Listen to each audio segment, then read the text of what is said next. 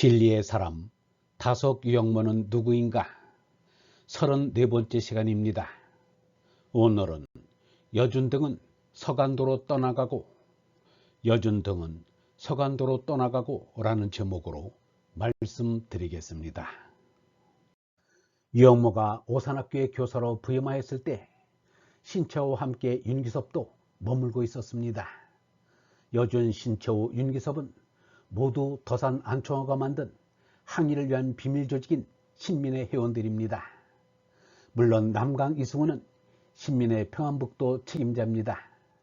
그러니 신채호, 윤기섭 등이 오산학교에 찾아온 것은 너무도 자연스러운 일입니다. 그런데 이번에는 3년 전 개교 때부터 남강을 도와 학교를 꾸려오던 여준도 떠나게 되었습니다. 안창호의 지시가 있었을 것입니다. 안창호는 이미 일제 조각 위촉을 거절하고서 1910년 4월에 국외로 탈출 블라디보스토크로 갔습니다. 신민회는 안창호가 1907년 4월 미국에서 돌아와 곧 이갑, 전덕기, 양기탁, 안태국, 이동영, 이동휘, 조성환, 신채호, 노백린 등과 함께 만든 독립을 위한 비밀 결사체입니다. 신민의 사업은 정치, 교육, 문화, 경제 등 각 방면으로 진흥운동을 전개하여 독립을 쟁취할 수 있는 실력을 기르는 것을 목적으로 하였습니다. 남강이 오산학교를 세운 것도 신민의 사업 가운데 교육 분야에 해당됩니다.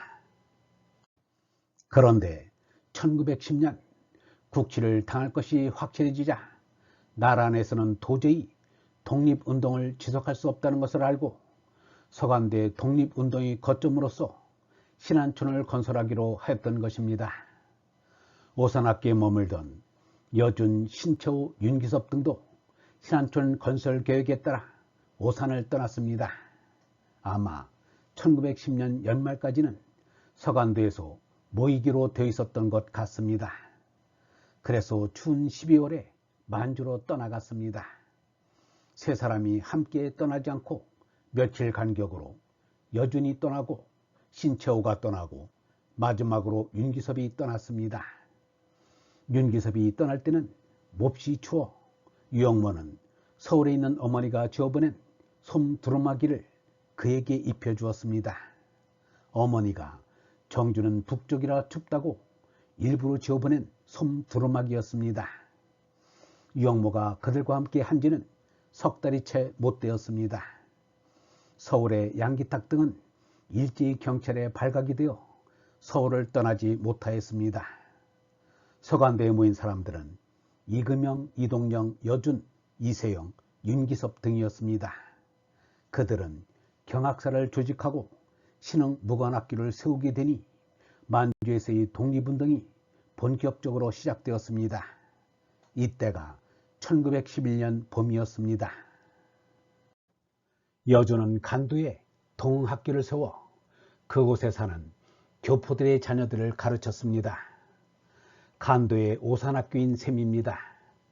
여준은 항일 독립운동단체인 정의부를 조직하여 독립운동을 전개하였습니다.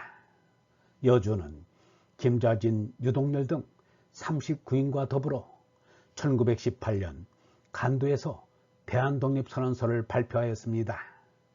여준은 1928년에는 지청천, 이동영 등과 한국독립당을 창당하였으며 상해 임시정부 휴하, 서부 군정소 부독판으로 길림성 일대의 독립운동을 지휘하였습니다. 윤기섭은 이혜영의 신흥무관학교 설립을 도왔으며 교장으로서 독립군 양성에 이바지하였습니다. 이어 1919년 4월 상해에서 수립된 대한민국 임시정부에 참여 국무원의 군무총장, 의정원의 의장을 맡아서 조국 광복을 위하여 군사활동과 의정활동을 하였습니다. 윤기섭은 1946년 2월에 광복된 조국으로 돌아왔습니다. 그러나 여준은 끝내 조국품으로 돌아오지 못하였습니다. 1921년부터 일본군이 장장림을 해후 결탁하여 남만주 일대에서 활약하던 조선 독립군을 무자비하게 토벌하였습니다. 정확한 연호는 모르나 여주는 외아들 운초를 일본군에게 잃고 아내마저 죽자 늙고 병든 몸을 지탱하기조차 어려운지라 장백산맥의 한 골짜기에 있는 집에 불을 지르고 아내의 죽음과 나란히 누워 스스로 생화장을 하였다고 합니다. 그때가 1932년 그의 나이 70살이었습니다. 국경 이래 반드시 추념되어야 할 순국의 지사입니다. 광복한 조국에 돌아온 윤기섭은 유영모와 반갑게 다시 만나 솜 두루마기 얘기도 하였습니다. 윤기섭은 이후 서대문구에 출마하여 국회의원에 당선되어 임시정부가 아닌 대한민국 의정활동을 하게 되었습니다. 그러나 기구한 운명인가 6.25 전쟁 때 북한 인민군에게 납북되어 그곳에서 일생을 마쳤습니다. 북한 고위 관리를 지낸 신경원의 증언에 의하여 비밀에 쌓였던 윤기섭의 생활을 알게 되었습니다. 윤기섭은 납북된 인사 조소왕, 조한구, 안재홍, 엄황섭, 현상윤, 손진태, 백관수 등과 함께 줄곧 북한 공산당에 저항하였습니다.